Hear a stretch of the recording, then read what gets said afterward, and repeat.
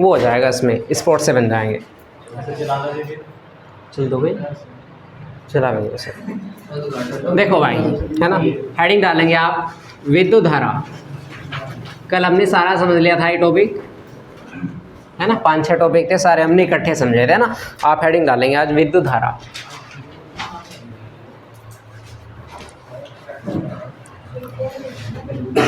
लिखो किसी चालक से बहने वाले आवेश की दर को विद्युत धारा कहते हैं। विद्युत धारा कहते हैं। यदि किसी चालक से t सेकंड में q कूलाम आवेश प्रवाहित होता है, तब विद्युत धारा, क्या फॉर्मूला बनेगा बताओ? विद्युत धारा किससे डिनोट करते हैं? धारा को I से।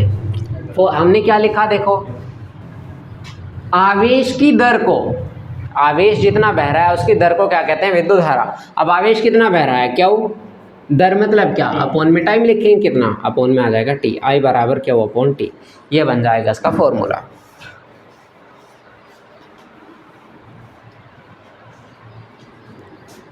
अगर देखो यदि क्यू की वैल्यू हम कितना ले लें, 1 कूलाम ले लें, आवेश कितना हो जाए 1 कूलाम, टी बराबर कितना ले लें, 1 सेकंड ले लें, टी मतलब समय 1 सेकंड लेना।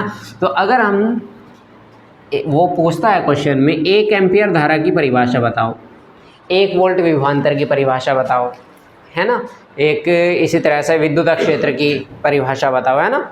इसी तरीके से, है ना, अगर हमें परिभाषा देनी हो, देखो, है ना, 1 एम्पियर की किस तरह देंगे, देखो बिल्कुल आसान है, कुछ भी नहीं करना, 1 एम्पियर की परिभाषा चाहिए ना, मतलब यहाँ 1 चाहिएगा ना। 1 एम्पियर की परिभाषा देनी तो यहाँ 1 लगाना पड़ेगा, और यहाँ 1 आएगा कब, जब यहाँ भी 1 होगा और यहाँ भी 1 होगा, तभी तो यहाँ 1 आ सकता है ना। तो अगर हम क्या कर दिया, क्यू का मान भी 1 कूलाम रख दिया, टी का मान भी 1 सेकंड रख दिया, तो यहाँ पे बताओ I की वैल्यू कितनी आ जाएगी, 1/1, मतलब कितनी आ जाएगी, 1 एम्पियर। तो परिभाषा क्या देख सकते हैं हम, सिंपल से क्या, यदि किसी चालक से 1 सेकंड में 1 कूलाम का आवेश प्रवाहित होता हो, तो उसके अंदर बहने वाली जो धारा होगी वो 1 एम्पियर होगी। क्या बोला, यदि किसी चालक से 1 सेकंड में 1 कूलाम आवेश बहता हो, तो उसके अंदर जो धारा प्रवाहित होगी वो 1 एम्पियर होगी, है ना। और नीचे अगर अपोन में हमने 1 सेकंड लिखा है, इसका मतलब होता है प्रति सेकंड, है ना। नीचे वाले को क्या बोलते हैं, प्रति बोलते हैं ना। जैसे ये है, मान लो इसको क्या बोलते हैं, न्यूटन प्रति कूलाम, प्रति मतलब बटे में, है ना। अब देखो यहाँ पे हम इसको परिभाषा के रूप में अगर लिखना चाहें ना, एक हेडिंग डाल लेना, 1 एम्पियर की परिभाषा। 1 एम्पियर की परिभाषा क्या लिखेंगे, प्रति सेकंड बहने वाले आवेश की दर को विद्युत धारा कहते हैं। विद्युत धारा कहते हैं, मतलब 1 सेकंड के अंदर किसी भी वस्तु में से जितना आवेश प्रवाहित होगा उसको कहते हैं विद्युत धारा।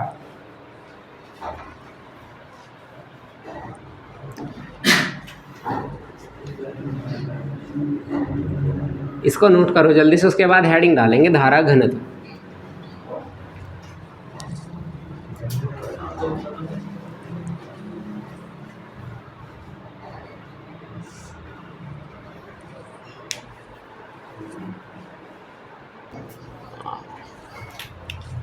इसका फॉर्मूला था J बराबर I/A, है ना।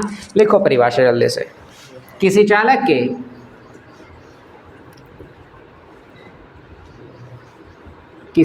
के अगर परिभाषा देनी है तो देखो नीचे क्या कर दो, 1 रख दो। क्या बोल दो साथ में, किसी चालक के प्रति एकांक अक्षेत्रफल से प्रवाहित होने वाली धारा को धारा घनत्व कहते हैं।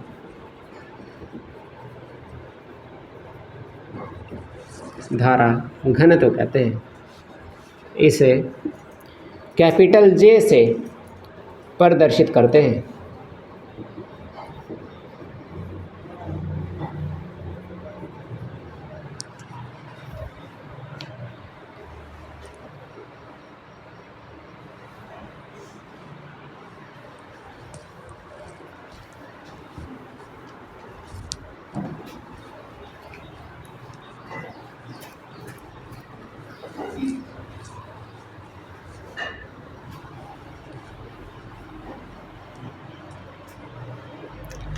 अब देखो फॉर्मूला होता था धारा घनत्व का, अभी लिखा भाई J बराबर I अपॉन A, है ना। तो हमने यही लिखा, देखो अगर A की वैल्यू क्या ले ले, 1 ले ले, एकांक हो गया क्या, अक्षेत्रफल, है ना। तो यहाँ क्या बचेगा, I बचेगा, है ना। तो किसी चालक के प्रति एकांक अक्षेत्रफल से, प्रति एकांक अक्षेत्रफल मतलब A की वैल्यू 1 ले ली, प्रति एकांक क्षेत्रफल से, है ना, जो गुजरने वाली क्या होगी, धारा होगी।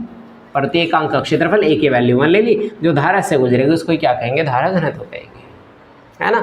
फॉर्मूला J बराबर I अपॉन A, क्या लिख दो साथ में, कुछ इस तरह से लिख देंगे, यदि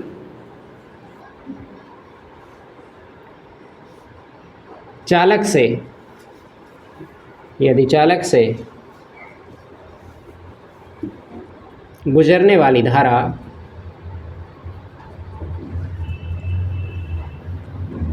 I हो तथा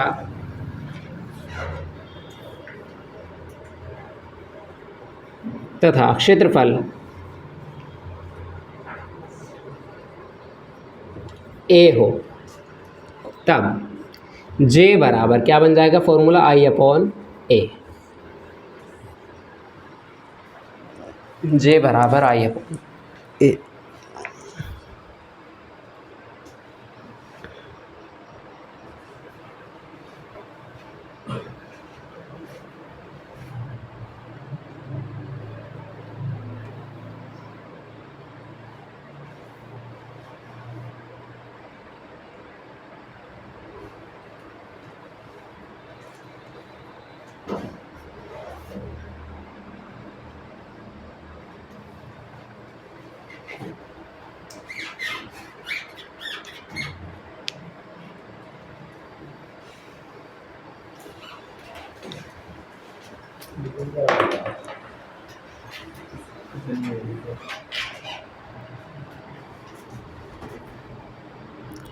अब देखो मात्रक, धारा घनत्व का मात्रक, कौन सा मात्रक निकालेंगे, SI मात्रक, है ना। कितना होगा, देखो J बराबर क्या फॉर्मूला है, I अपॉन A, है ना। I की वैल्यू बताओ, I का मात्रक क्या होता है, धारा का मात्रक एम्पियर होता है, और अपोन में कौन है, क्षेत्रफल। क्षेत्रफल का फॉर्मूला होता है लंबाई गुना चौड़ाई, है ना। तो लंबाई का मात्रक भी मीटर होता है, चौड़ाई का मात्रक भी मीटर होता है, ये बन जाएगा मीटर स्क्वायर, किसका, क्षेत्रफल का। तो यहाँ कौन आज, हेलो काट भी दिया, अपोन में आ जाएगा मीटर स्क्वायर, तो क्या बन गया, एम्पियर प्रति मीटर स्क्वायर, है ना। ये मात्रक निकल गया, आई बात समझ। हेलो, अभी तो है भी नहीं, वहाँ में जा रही शायद बाहर। हाँ हाँ, मैं थोड़ी देर में आ जाऊँगा, 1 घंटे में लगभग। ठीक है। बहुत देर से कहने की कोशिश कर रहे हैं। अब देखो एम्पियर प्रति मीटर स्क्वायर, इससे कर लेंगे दूसरे वाले से, नहीं उतारो जल्दी से। अब निकालेंगे MKS मात्रा, सेम ही आएगा MKS, भैया ना। अब निकालते हैं विमा। हेलो हाँ नीरज सिंह, इस पर उठाया नहीं था उसने भी, कर दूँगा थोड़ी देर में।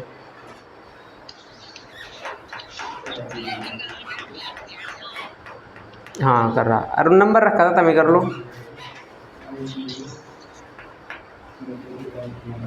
वीमा निकालो भाई, एम्पियर की कितनी आ जाएगी, ए अपॉन में है मीटर, है ना, और उसकी पावर 2। मीटर की वीमा कितनी होती है, मीटर किसका मात्रक होता है, लंबाई का। लंबाई को इंग्लिश में बोलते हैं लेंथ। लेंथ का पहला अक्षर उठाओ और डब्बे में लिख दो, ये निकल गई वीमा, है ना। तो अपॉन में कौन है, मीटर स्क्वायर, इसको क्या लिखेंगे, एल स्क्वायर। तो क्या बन जाएगी वीमा ए, और ये एल माइनस 2। एक खास चीज़ जो आपको यहाँ ध्यान रखनी है, सबसे खास चीज़, इनको हमेशा बड़े ब्रैकेट में ही लिखना है, ब्रैकेट नहीं छोड़ना है। वीमा जब भी लिखी जाएगी बड़े ब्रैकेट में ही लिखी जाएगी, है ना।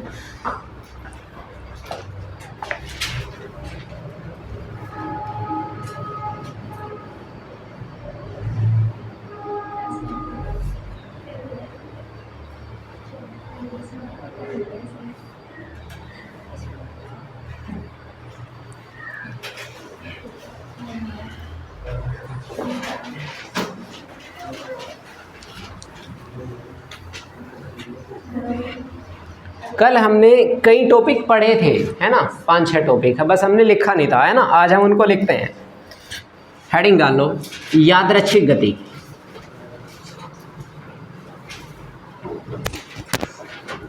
यादृच्छिक गति,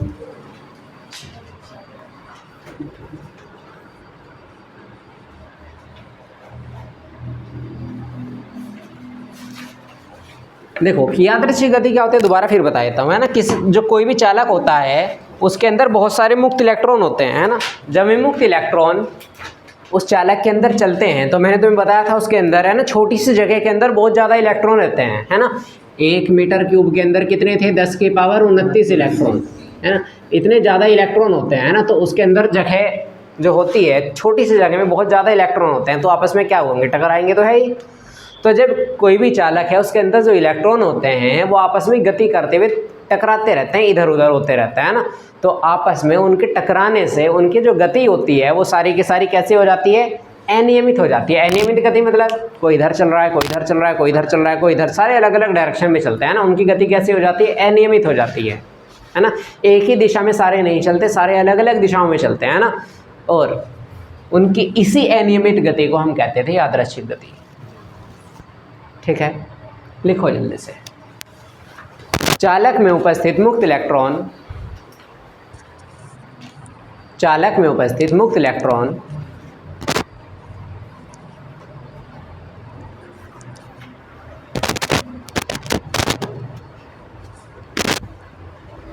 चालक में उपस्थित मुक्त इलेक्ट्रॉन जब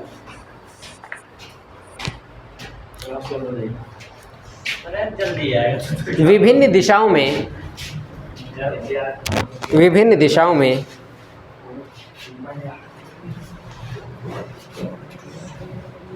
गति करते रहते हैं,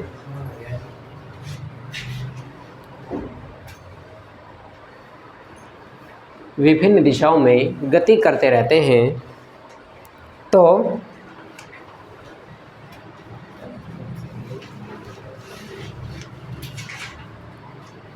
ये आपस में टकराते हैं,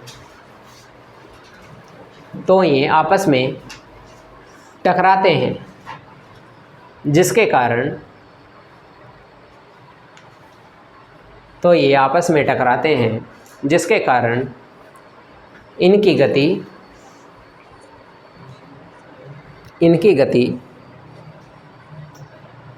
अनियमित हो जाती है, इनकी गति अनियमित हो जाती है।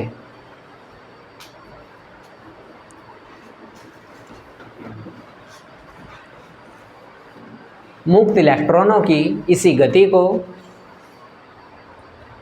मुक्त इलेक्ट्रॉनों की इसी गति को यादृच्छिक गति कहते हैं, यादृच्छिक गति कहते हैं।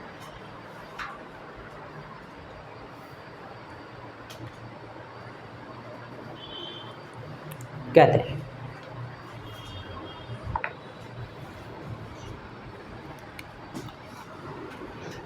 दूसरा टॉपिक अनुगमन वेग। इसी का दूसरा नाम होता है अपवाह वेग। अपवाह वेग, देखो याद रहेगा, समझ आ गई ना। जब चालक में उपस्थित जो इलेक्ट्रॉन होते हैं जब ये गति करते हैं तो जगह कम होने के कारण वो क्या होते हैं, आपस में टकराते हैं। टकराने के कारण उनमें इधर उधर अलग अलग दिशाओं में सारी गति करते हैं ना। उनकी गति कैसी हो जाती है, अनियमित हो जाती है, रैंडम हो जाती है, उसी को बोलते हैं यादृच्छिक गति, है ना। अब अनुगमन वेग, है ना। अनुगमन वेग क्या होता है, सेम आधा कॉन्सेप्ट इसका, आधा कॉन्सेप्ट इसका, अनुगमन वेग भी हो जाएगा। देखो कल भी बताया था वैसे, लेकिन फिर बता देता हूँ, है ना। ये कोई चालक है ना, जब तक ये अकेला रखा है इसके अंदर करंट प्रवाहित नहीं हो रहा, धारा प्रवाहित नहीं हो रही, है ना। तो उसके कुछ इलेक्ट्रॉन इधर चल रहे होंगे, कुछ इधर भी चल रहे होंगे, कुछ इधर चल रहे होंगे, कुछ इधर चल रहे होंगे, अलग अलग दिशाओं में चल रहे होंगे। कहने का मतलब ये है सारे अलग अलग चल रहे होंगे। और अगर सारे, अच्छा मैंने कल ये क्वेश्चन बहुत डिटेल में समझाया था, क्या कि जो स्थिर चालक होता है जिसके अंदर करंट नहीं होता, है ना, उससे हमें करंट, जो वोल्टेज से या बिजली से कनेक्ट नहीं होता उससे हमें करंट क्यों नहीं लगता, क्यों, क्योंकि इसके सारे इलेक्ट्रॉन अलग अलग दिशाओं में गति करते हैं, है ना, इसलिए हमें करंट नहीं लगता। करंट कब लगता है, जब सारे इलेक्ट्रॉन एक ही दिशा में गति कर रहे हो, है ना। तो यहाँ पे हमारे पास, है ना, जैसे हम क्या करेंगे, वोल्टेज लगाएंगे इधर से, मान लो हमने लाइट से जोड़ दिया, है ना, तो क्या होगा, सारे के सारे इलेक्ट्रॉन एक ही दिशा में गति करेंगे, सारे के सारे, और हमें करंट लगेगा, है ना। तो अनुगमन वेग क्या था, जब किसी भी चालक को विद्युत क्षेत्र में रखते हैं तो विद्युत क्षेत्र में रखने से उसके सारे इलेक्ट्रॉन एक ही दिशा में एक नियत वेग से गति करते हैं, एक ही दिशा में चलते हैं और नियत वेग से चलते हैं। नियत मतलब कांस्टेंट, सबकी स्पीड एक जैसी होगी, है ना, एक नियत वेग से गति करते हैं। और ये जो वेग होता है इसी वेग को कहते हैं अनुगमन वेग, है ना। इसको बोलते थे इंग्लिश में ड्रिफ्ट वेलोसिटी, इसलिए इसको प्रदर्शित किया जाता था किससे, वी डी से, ड्रिफ्ट वेलोसिटी। लिखो आप, हाँ हेडिंग है, हेडिंग के अंदर लिखो, किसी चालक में उपस्थित, किसी चालक में उपस्थित मुक्त इलेक्ट्रॉन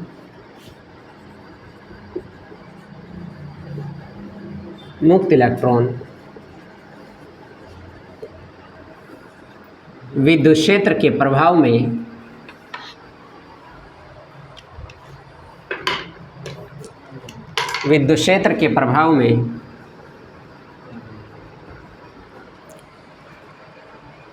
जिस नियत वेग से गतिमान होते हैं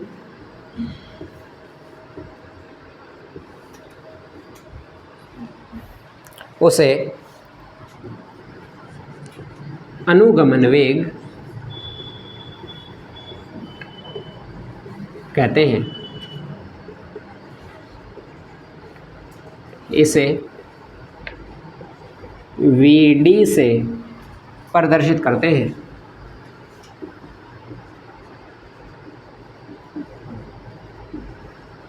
Vd से प्रदर्शित करते हैं।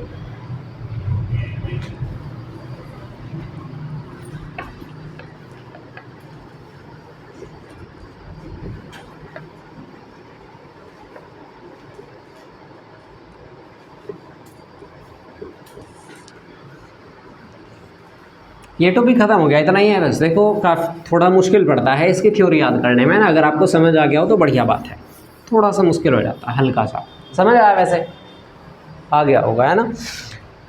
नेक्स्ट हेडिंग डालो, माध्य मुक्त पथ या औसत मुक्त पथ।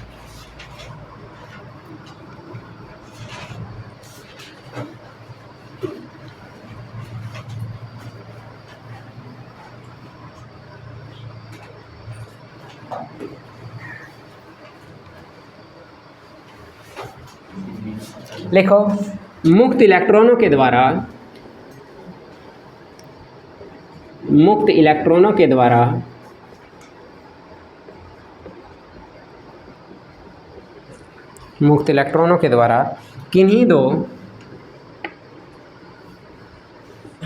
किन्हीं दो क्रमागत टक्करों के बीच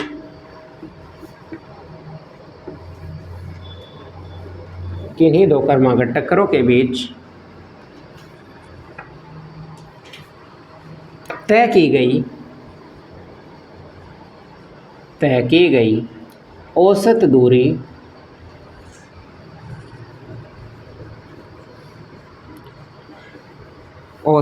दूरी को मुक्त इलेक्ट्रॉनों का माध्य मुक्त पथ या औसत मुक्त पथ कहते हैं।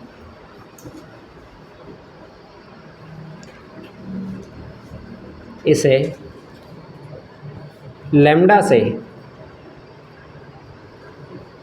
प्रदर्शित करते हैं।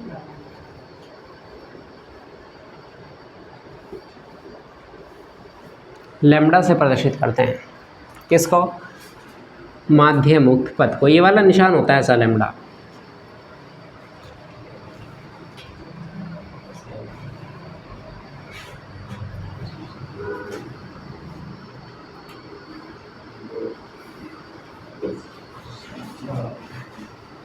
नेक्स्ट हेडिंग डालेंगे श्रांति काल।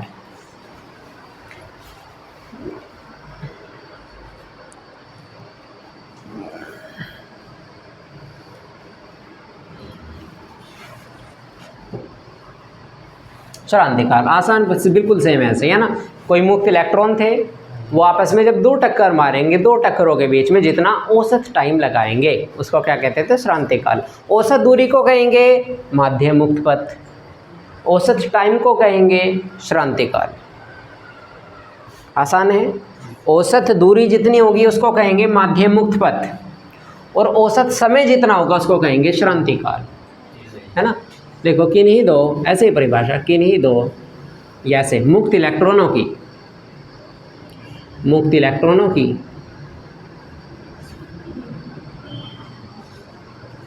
किन्हीं दो क्रमागत टक्करों के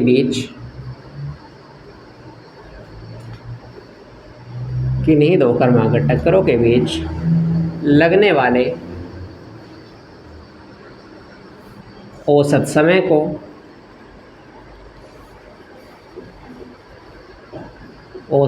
को श्रांति काल कहते हैं। श्रांति काल कहते हैं।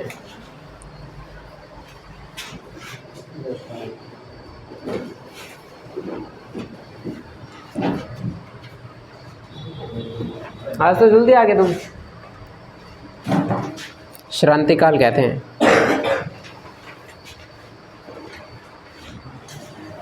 इतनी जल्दी कैसे आया आज?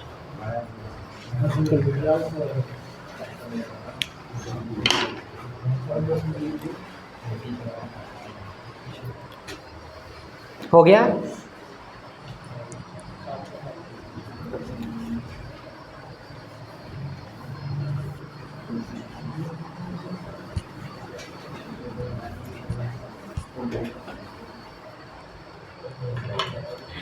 क्वेश्चन लिखेंगे। 3 नंबर का क्वेश्चन आता है पेपर में।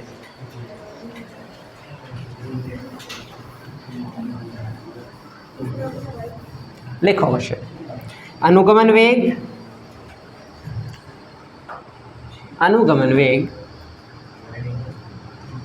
क्वेश्चन लिखो। अनुगमन वेग तथा धारा में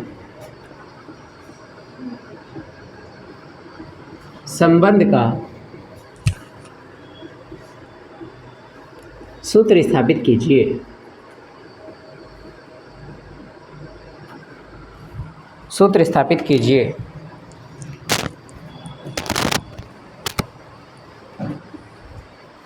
अब देखो,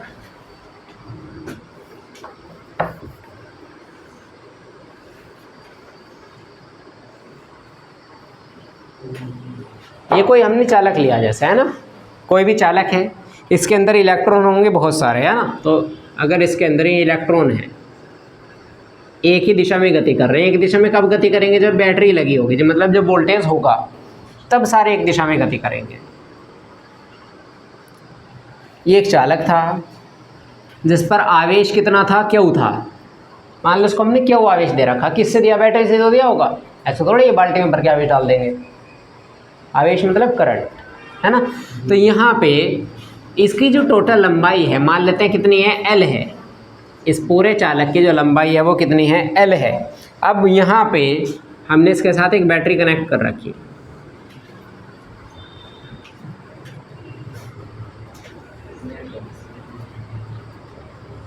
एक बैटरी जोड़नी है हमें ना। ये वाला आइकन होता है किसका, बैटरी का। अगर ऐसा आइकन होता है, ये होता है किसका, संधारित्र का, है ना। दोनों बराबर होंगे तो संधारित्र मतलब कंडेंसर, और अगर दोनों अलग अलग हैं, छोटे बड़े हैं, तो होगी बैटरी, है ना। ये बड़ी वाला जो चिन्ह होता है, बड़ी वाली जो लाइन होती है, इसको ये होती है पॉजिटिव। छोटी वाली जो लाइन होती है नेगेटिव। हमेशा बड़ी वाली पॉजिटिव, छोटे वाली नेगेटिव। जो करंट होता है वो प्लस से माइनस की तरफ चलता है। तो प्लस कहाँ है, यहाँ।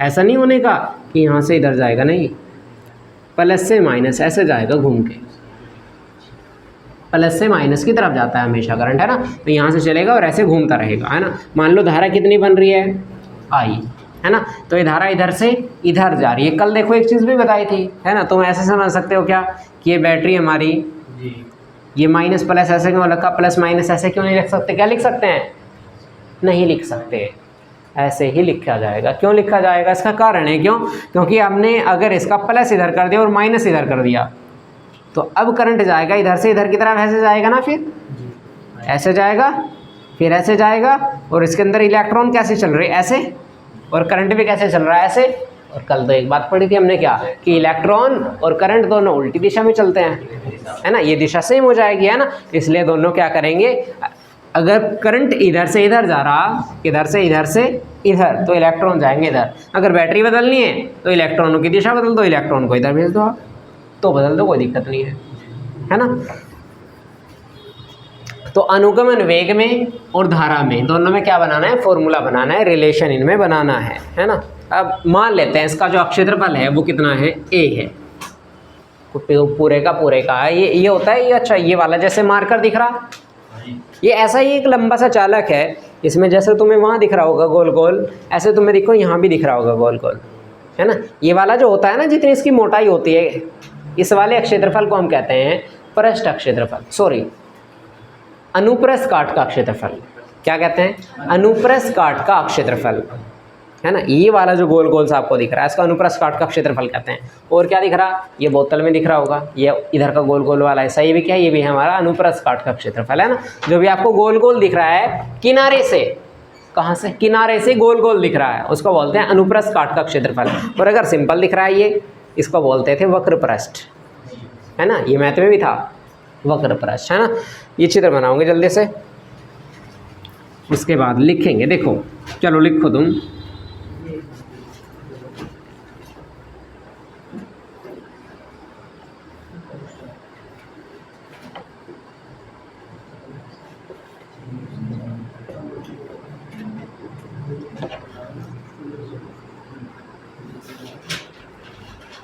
माना एक चालक ए बी है जिसकी लंबाई कितनी है, स्मॉल एल, तथा अनुप्रस्थ काट का क्षेत्रफल। अच्छा, पहले हिंदी लिख लो, चित्र की जगह छोड़ तो बाद में बना लेना, है ना। अनुप्रस्थ काट का क्षेत्रफल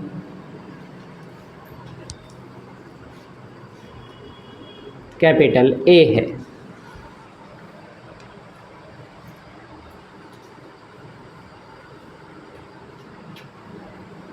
इसे एक बैटरी से जोड़ा गया है,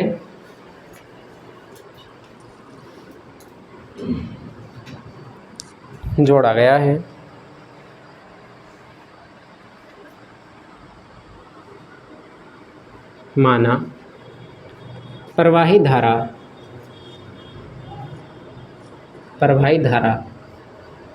कैपिटल आई है, और चालक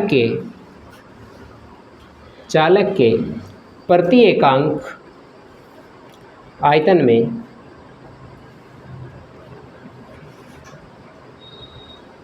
प्रति एकांक आयतन में इलेक्ट्रॉनों की संख्या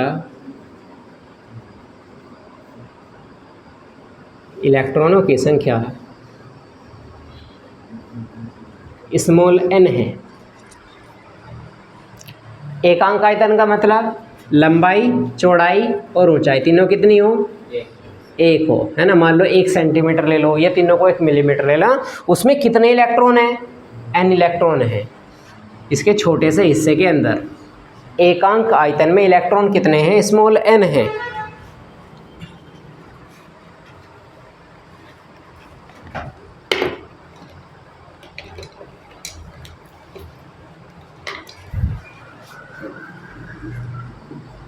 तब कुल आयतन, आयतन कितना होगा बताओ, कैसे निकलेगा आयतन? इसका फॉर्मूला होता है क्या? कौन सी आकृति बन रही? आकृति बेलन बन रहा। बेलन के आयतन का क्या फॉर्मूला होता है बताओ, याद है किसी को?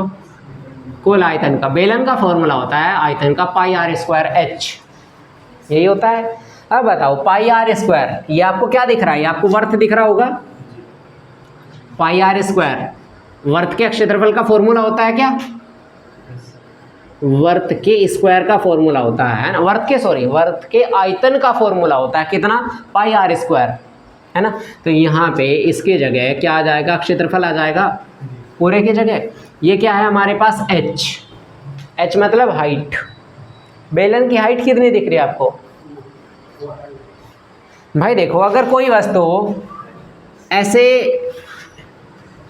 पृथ्वी पे खड़ी हुई है ना, उसको बोलते हैं हाइट। अगर ऐसे पड़ी हुई है उसको बोलते हैं लंबाई या लेंथ। और अगर ऐसे ज़मीन में गड़ी हुई है तो उसको बोलते हैं गहराई। है तीनों एक ही चीज़, चाहे आप लंबाई कह दो, चाहे आप उसको हाइट कह दो, चाहे आप उसको गहराई कह दो, तीनों की बात एक ही है, सेम है ना। तो यहाँ पे हमारे पास h है हाइट, और हाइट कितनी है? इसको खड़ा कर लो ऐसे, हाइट कितनी? l नहीं हो जाएगी फिर, है ना। तो h की जगह h नहीं आने का, कौन आएगा? l आएगा। ये निकल गया हमारा क्या? कुल आयतन। किसका? बेलन का, है ना। अब देखते हैं, अब निकालते हैं कुल आयतन में इलेक्ट्रॉनों की संख्या। कुल आयतन में इलेक्ट्रॉनों की संख्या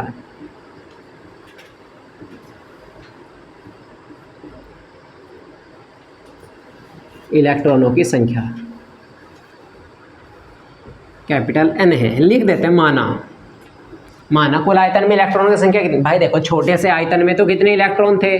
छोटे से आयतन में थे n इलेक्ट्रॉन, स्मॉल n। पूरे की अगर बात करें, मान लिया हमने कितने? कैपिटल N है। टोटल इलेक्ट्रॉन इसके अंदर कितना? कैपिटल N है।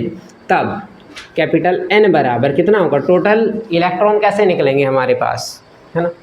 अगर इसका फॉर्मूला था हमारे पास, है ना। अच्छा, एकांक आयतन में कितने इलेक्ट्रॉन थे हमारे पास? n। एकांक आयतन में, छोटे से आयतन में कितने इलेक्ट्रॉन थे? n इलेक्ट्रॉन थे। और आयतन पूरा कितना है? पूरा आयतन कितना है? Al है ना। तो ये आ जाएगा Al इंटू n। बिल्कुल ऐसा ही तो है, जैसे एक बिस्कुट 5 रुपए का आता है तो 10 कितने के आएंगे? 50 के। सीधी सी तो बात है ना। अगर टोटल इलेक्ट्रॉनों की संख्या कैपिटल N है, छोटे से आयतन में, छोटी सी जगह में इलेक्ट्रॉन थे छोटा n, स्मॉल n, जगह है पूरी कितना? Al। तो टोटल इलेक्ट्रॉन कैसे निकले? दोनों की गुना कर दो, n इंटू Al। ये निकल गए टोटल इलेक्ट्रॉन, है ना। अब निकालते कुल आवेश। कुल आवेश, आवेश का क्या फॉर्मूला होता है? क्या वो बराबर n इंटू ई। लेकिन n की जगह हम स्मॉल n नहीं लिखेंगे, क्या लिखेंगे? कैपिटल N लिखेंगे। क्यों? क्योंकि टोटल इलेक्ट्रॉन n है।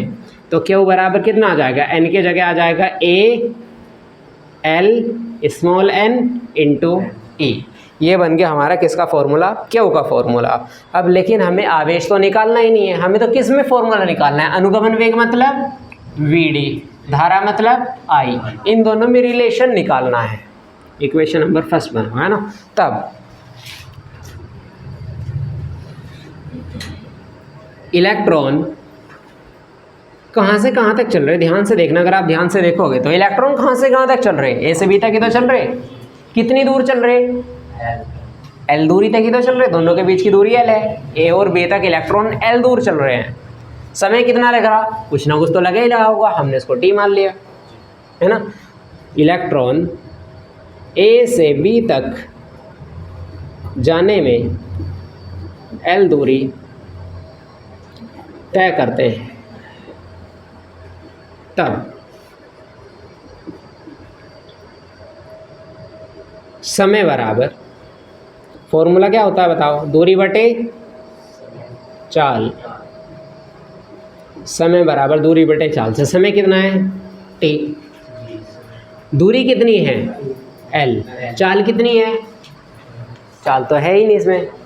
लेकिन मैंने अभी बताया जब बैटरी जुड़ जाएगी तो सारे इलेक्ट्रॉन एक ही दिशा में एक फिक्स स्पीड से गति करेंगे, और इसको कहते थे क्या, अनुगमन वेग, वीडी। वेग मतलब चाल, वही है ना। तो चाल की जगह क्या आएगा, वीडी, समीकरण नंबर 2। लेकिन हमें टाइम भी नहीं निकालना था, आवेश भी नहीं निकालना था, है ना, हमें निकालना इन दोनों में रिलेशन।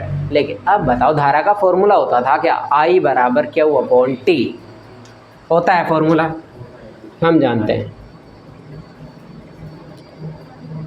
I बराबर Q अपॉन T।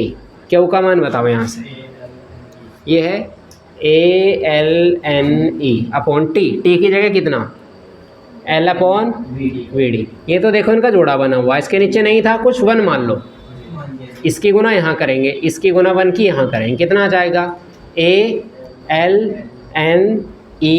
VD। ये VD अलग अलग नहीं है, एक ही है ये, और अपॉन में L बन जा L, इस L से ये वाला L कैंसिल हो जाएगा, ये वाला, है ना। तो कितना बचा, I बराबर, एक तो बचा N, एक तो बचा N, एक बचा E, आगे पीछे करके लिख रहा कोई दिक्कत नहीं, एक लिख बचा A और एक बचा VD। ऐसे इसलिए लिखा यार, आराम से याद हो जाएगा तुम्हारे, चाहे आप ऐसे लिख दो, आपकी मर्जी, है ना।